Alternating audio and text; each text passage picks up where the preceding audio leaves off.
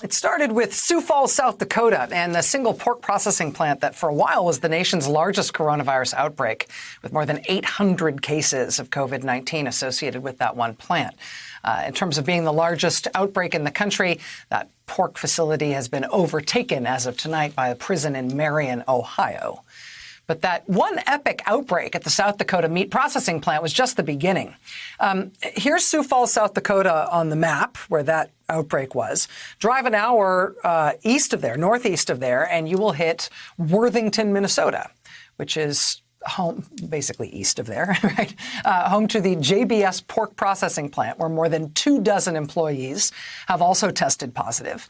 Both of those two plants you just saw on the map are now closed for the time being, the one in South Dakota and the one in Minnesota. It may be no coincidence that the fate of those two plants are sort of twinned. The governor of Minnesota has pointed out, quote, there are a lot of family members that work in both those plants. They're only about an hour apart. We've seen outbreaks like this, though, in state after state. Nearly a dozen meatpacking plants in 7 different states have closed because their workers have been getting sick and because nobody can quite figure out how meat processing workers can safely work alongside one another without running the risk of transmitting the virus among them.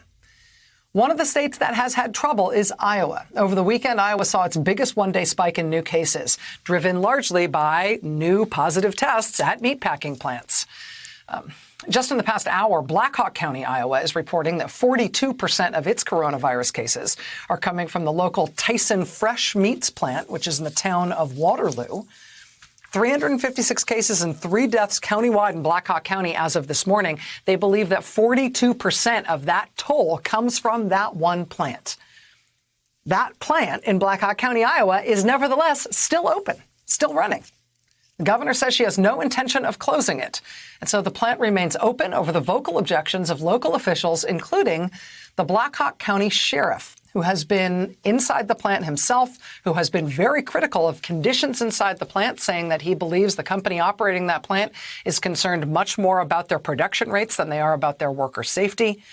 The sheriff of Black Hawk County told reporters last week, quote, my personal opinion is that it should be closed. We need a hard boot reset on that plant. I think we need to be able to sort out and cull the herd between the haves and the have-nots there. I think we need to deep clean that facility, and I think we need to restart that plant on a clean slate. Well, that was before the latest numbers rolled in.